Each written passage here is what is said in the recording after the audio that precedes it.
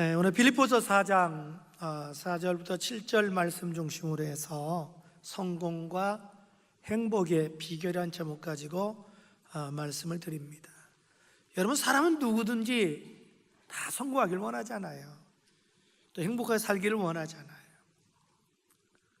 그런데 그 비결이 뭐냐라는 거지요. 그 비결은요, 사실은 관계를 잘 맺고 살아야 돼요. 오늘 본문이 우리에게 그걸 가르쳐 주거든요. 그럼 어떤 관계를 잘 맺고 살아야 내가 성공할 수 있고 행복한 인생을 살 수 있냐라는 거지요. 첫째로는 자신과의 관계를 잘 맺고 살아야 됩니다. 내 자신과의 관계를 잘 맺고 살아야 돼요. 여러분, 지금 자신과의 관계가 좋은가요? 왜냐하면 여러분, 성공과 실패는요, 언제나 내 자신으로부터 출발하잖아요. 내 자신과의 관계가 좋아야 성공하고 행복해질 수 있죠. 내가 내 자신과의 관계가 좋지 않으면 쉽게 성공하거나 행복할 수가 없어요. 여러분, 생각해 보세요. 내가 나를 사랑하고 내가 나를 존귀히 여기고 내 자존감이 높아야지, 내 스스로 나를 무시하는데, 열등감 속에 사는데, 내가 나를 미워하는데 무슨 거기에서 성공할 수가 있고 행복할 수 있겠어요? 그 어떻게 해야 내 자신과의 관계를 잘 맺고 살 수 있을까요? 한마디로 여러분이 기쁨의 삶을 살아야 돼요. 기쁨의 삶을 살아야 돼요. 그래서 4절 한번 다 같이 볼래요? 한번 한 목소리 읽어볼까요? 시작. 주 안에서 항상 기뻐하라. 내가 다시 말하노니 기뻐하라. 아멘. 사도 바울은 그러는 거예요. 여러분, 정말 인생을 행복하게 살기를 원하십니까? 그러면 여러분 자신이 먼저 기뻐하십시오. 지금 바울은 로마 감옥에 갇혀 있잖아요. 여러분, 예나 지금이나 감옥은 불편하지 않아요? 그런데 그 불편함 속에 있는 사도 바울이 자유롭게 사는 빌립보 교인들을 향해서 뭐라고 권면하냐면, 여러분 기뻐하십시오. 기쁨의 삶을 사십시오. 그게 인생의 행복이고 그게 성공의 비결입니다. 그 얘기는 지금 자신은 비록 환경적으로는 도저히 기뻐할 수 없는 감옥에 있지만 마음에 늘 기쁨이 있다는 거죠. 자기는 행복하다는 얘기죠. 여러분, 왜 우리가 항상 기쁨의 삶을 살아야 될까요? 그것은 예수님 때문에 그래요. 오늘 4절에 그래요. 주 안에서 항상 기뻐하라. 주님 안에서, 이 말은 뭐냐면 주님 때문에 우리는 기쁨의 삶을 살아야 된다는 거예요. 왜 주님 때문에 기쁨의 삶을 살아야 돼요? 그건 주님께서 나 같은 죄인을 구원해 주셨잖아요. 여러분, 내가 만약에 예수님을 몰랐다면 죄 가운데 죽고 죽은 다음에 불과 유황만 쓰던 지옥에 가서 영원히 형벌을 받아야 되잖아요.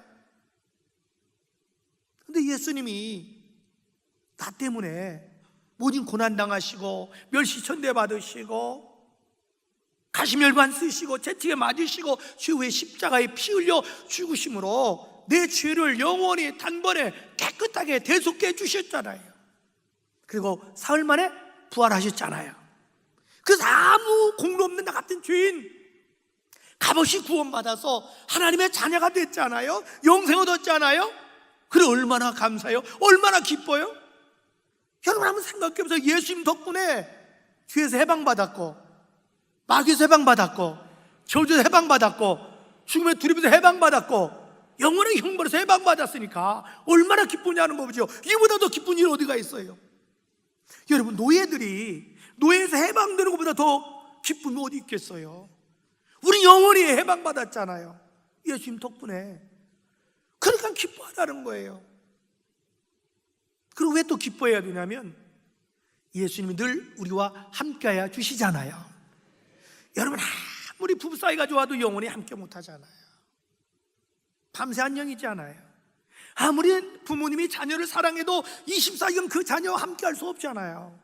근데 주님은 성령 하나님으로 나와 분초도 떠나지 아니하고 언제나 함께하여 주셔요. 나와 함께해 주시고 내 앞을 인도해 주시고 지켜주시고 보호해 주시고 필요한 걸 공급해 주시고, 격려해 주시고, 위로해 주시고, 소망을 주시잖아요. 그런데 어떻게 기뻐하지 않을 수 있냐라는 거지요. 그래서 성경이 이렇게 말을 해요. 이사야 41장 10절에 두려워하지 말라, 내가 너와 함께함이라. 놀라지 말라, 내가 네 하나님이 됨이라. 내가 너를 굳세게 하리라. 참으로 내가 너를 도와주리라. 참으로 나의 의로운 오른손으로 너를 붙들어 주리라. 그런데 왜 너는 기뻐하지 않냐는 거지요. 시편 121편 5절 이렇게 말합니다. 여호와는 너를 지키시는 자시라. 여호와께서 내 오른쪽에서 내 그늘이 되시나니 낮에 해가 너를 상하지 아니하며 밤의 달도 너를 해치지 아니하리로다. 여호와께서 너를 지켜 모든 환난을 면하게 하시며 내 영혼을 지키시리로다. 그 다음에 시작. 여호와께서 너의 출입을 지금부터 영원까지 지키시리로다. 아멘. 그래서 기뻐하라는 거예요. 왜 또 예수님 때문에 기뻐하라고 하냐면, 예수님은 저와 여러분이 이 세상 떠나는 날 내 영혼을 낙원의 천국에 데리고 가서 영원한 안식을 얻게 해주시고, 예수님 재림하실 때 그 영광의 부활에 참여케 해주시고, 또 최후의 심판 있을 때 나에게 상을 주시기 때문에 그래요. 그 하늘의 그 영광을 볼 때 얼마나 기쁘냐 이 말이죠. 사람이 소망이 있으면 어떤 시련과 역경도 이기잖아요. 세상에 소망이 있어도 시련과 역경을 이기는데 우리는 영원한 소망이 있잖아요. 바울이 이렇게 고백해요. 로마서 8장 18절에 생각하건대 현재 고난은 장차 우리에게 나타날 영광과 좋게 비교할 수 없도다. 이야, 장차 내가 천국에서 안식을 누리고 예수님 재림할 때 예수님처럼 신령한 몸으로 썩지 않은 영원한 몸으로 부활해서 주와 함께 영원히 산다, 막 이걸 생각하니까 바울은 감격스러운 거예요. 우리 세상 돈과 명예, 권력 때문에 기뻐하라는 게 아니에요. 예수님 때문에 항상 기뻐하라는 거예요. 근데 그 예수님 때문에 항상 기뻐하는 것을 어떻게 유지할 수 있냐라는 거죠. 그건 간단해요. 성령 충만 받아야 돼요. 왜냐하면 로마서 14장 17절에 하나님의 나라는 먹고 마시는 게 아니라 오직 성령 안에서 의와 평강과 실학이다, 이렇게 얘기해요. 여러분, 사람이 성공하려면요, 인상이 좋아야 돼요. 사람이 행복하게 살려면 내 자신과의 관계가 좋아야 되는데, 가장 중요한 게 뭐냐면 내 안에 기쁨이 있어야 돼요. 이거보다 중요한 게 없어요. 이게 성공의 비결이에요. 행복의 비결이에요. 그 인상, 우리 인상이라는 거 있잖아요. 연구가로서 우리나라 최초로 경희대학교에서 박사학위를 딴 분이 주선이라는 분이에요. 이분이 논문에 이런 기록을 했어요. 인상이 밝으면 인생이 밝아진다. 무슨 말인지 이해해요? 인상이 밝으면 인생이 밝아진다. 그런데 인상이라는 것은 운명이 아니라 자기가 개척하는 것이다, 이렇게 얘기했어요. 여러분, 저는 성령을 통해서 여러분 속에 기쁨이 충만해서 여러분이 좀 늘 행복하게 살기를 축복합니다. 둘째로, 어떻게 우리가 성공과 행복한 인생을 살 수 있을까요? 이웃과의 관계를 잘 맺고 살아야 됩니다. 이웃과의 관계가 좋아야 돼요. 여러분, 사람은 더불어 살지 않아요. 나 혼자 살 수 있는 사이가 아니에요. 그럼 이웃과의 관계가 좋아야 돼요. 여러분, 이웃과의 관계가 좋아야 여러분이 성공할 수 있고 행복할 수 있지요. 이웃과의 관계가 불편한데 어떻게 성공할 수 있겠어요? 어떻게 행복할 수 있겠어요? 여러분, 부부지간도 이웃이잖아요. 사실은 자녀도 이웃이에요. 형제도 이웃인 거예요. 내 개념으로 보면 나의 주변 사람, 모든 사람 다 이웃이라고요. 그들과 관계가 좋아야, 나하고 관계 있는 모든 사람 관계가 좋아야 성공할 수 있고 행복할 수 있죠. 관계가 불편한데 어떻게 성공할 수 있냐고요? 어떻게 행복할 수 있냐고요? 그럼 어떻게 관계가 주변 사람과 좋을 수 있냐라는 거죠. 그건 간단해요. 관용을 베풀라는 거예요. 뭘 베풀러요? 관용. 그래서 성경 그렇게 말해요. 자, 5절 다 같이 큰 소리로 시작. 5절에 보니까 너희 관용을 베풀라는 거예요. 관용을 베풀라는 거예요, 이웃 사람에게. 그럼 관용이란 뭘까요? 관용이란 다른 사람의 허물을 용서하고 덮어주는 걸 관용이라고 그래요. 다른 사람 허물과 용서를 덮어주는 거예요. 베드로전서 4장 8절 같이 한번 화상보 읽을까요? 베드로전서 4장 8절 시작. 무엇보다도 뜨겁게 서로 사랑할지니 사랑은 허다한 죄를 덮느니라. 아멘. 여러분, 요셉 보세요. 17살 나이에 형제들에게 미움을 받아서 이복 형제들이 인신매매단이 돼서 자기 동생 요셉을 은 20냥에 에집트의 노예로 팔아넘기는 거예요. 기가 막힌 노릇 아닙니까? 정말 아버지의 사랑을 독차지하던 그 요셉이 에집트의 보디발 집의 노예로 팔려가서 극심한 고통을 당하는 거예요.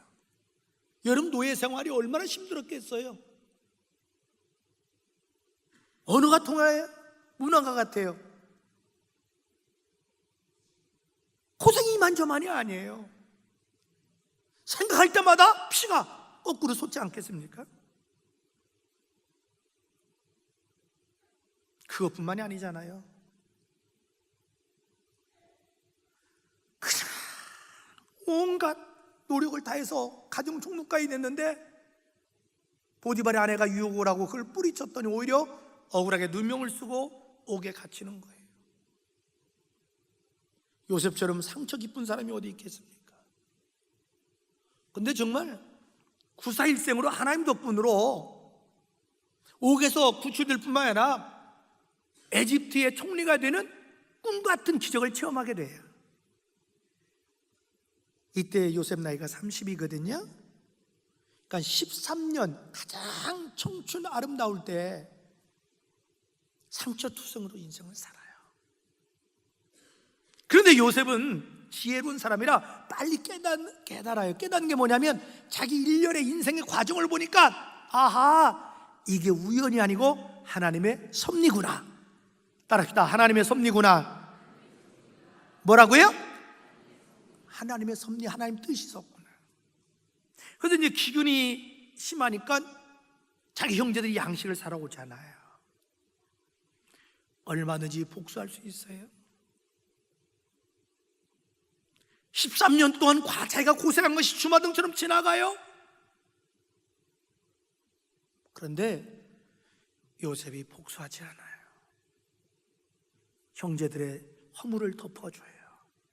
저들 용서해 줘요. 이게 관용이에요.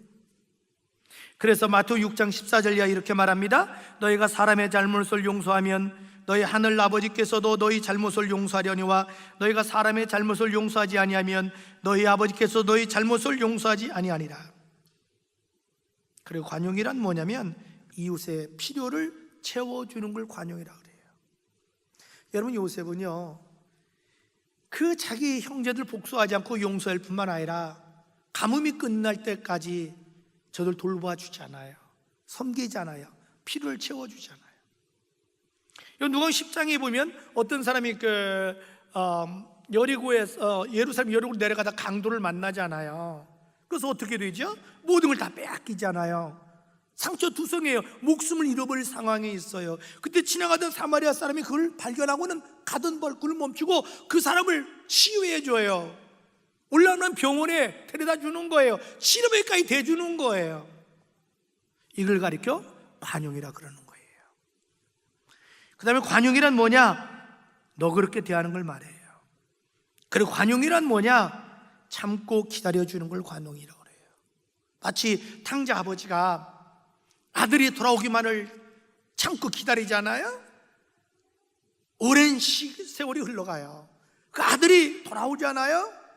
아무 말 안 해요. 맞아줘요. 껴안아요. 허물을 씻어 용서해줘요. 옷 벗겨줘요. 목욕시켜줘요. 새 옷 입혀줘요. 잔치배 풀어줘요. 그걸 관용이라는 거예요. 여러분, 이 관용이요, 그래서 사랑의 극치가 관용이에요. 이렇게 다른 사람의 관용을 베푸는데 어떻게 성공하지 않을 수 있겠어요?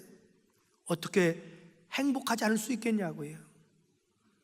그렇다면 우리가 왜 다른 사람에게 관용을 베풀어야 할까요? 왜 우리가 다른 사람에게 관용을 베풀어야 되냐면 내 자신의 기쁨을 잃지 않기 위해서 그래요. 여러분, 내가 막 기뻐요 지금. 그러다가 누구를 미워해 보세요. 계속 미워하면 어떻게 돼요? 내 마음에 기쁨을 잃어버려요. 그럼 내 손해예요. 그래서 관용을 베풀라는 거예요.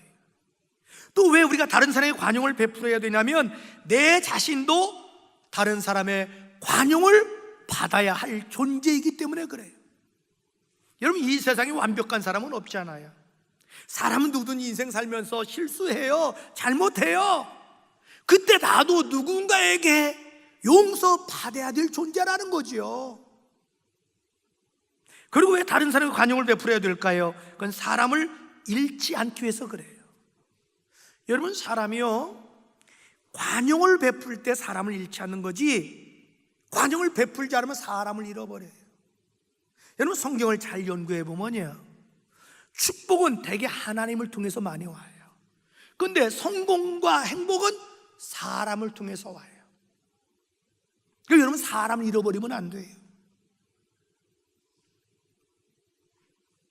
그래서 정말 우리가 주변 사람과의 관계를 잘 맺을 때 성공적인 인생을 살 수 있고 행복하게 살 수 있다. 그 방법은 관용이다. 여러분이 그렇게 베풀며 살기를 축복합니다. 셋째로, 어떻게 우리가 성공적인 인생을 살 수 있을까요? 행복한 인생을 살 수 있을까요? 하나님과의 관계를 잘 맺고 살아야 돼요. 여러분, 우리가 왜 하나님과의 관계가 제일 중요하냐면 하나님이 근본적으로 인간의 생사화복과 흥망성쇠를 주장하기 때문에 그래요. 그래서 하나님과의 관계를 잘 맺어야 돼요. 근데 하나님과의 관계를 잘 맺을 수 있는 방법이 뭐냐? 성경은 기도라고 말하고 있어요. 그것이 6절 7절이에요 자, 우리 한번 6절 7절 다 같이 한번 읽어볼까요? 시작. 아무것도 염려하지 말고 다만 모든 일에 기도와 간구로 너희 구할 것을 감사함으로 하나님께 아뢰라. 그리하면 모든 지각에 뛰어난 하나님의 평강이 그리스도 예수 안에서 너희 마음과 생각을 지키시리라. 아멘. 여기에 보니까 하나님과의 관계를 잘 맺고 살 수 있는 방법이 기도라는 거예요. 그런데 언제 기도하라고 그랬어요? 어떤 문제가 있어서 마음에 근심덩어리가 생겼을 때, 자꾸 염려스러운 마음이 생겼을 때, 그때 기도하라는 거예요. 왜냐하면 여러분, 염려는 내 마음을 갈라놓아요. 기쁨을 빼앗아가요. 대인관계도 깨트려요. 내 인상을 어둡게 만들어요. 삶의 의욕을 잃어버리게 만들어요. 여러분, 염려는 백해무익입니다. 그 염려가 있을 때에 하나님께 기도하라는 거예요. 근데 기도할 때 어떻게 기도하라고 그랬어요? 6절에 감사함으로 기도하라. 할렐루야. 다시 말해서 이런 얘기예요. 하나님께서 내 염려스러운 문제를 해결해 주실 줄로 믿고, 아멘. 더 나가서 하나님이 합력하여 선을 이루어 주실 줄로 믿고 감사기도해라. 아멘.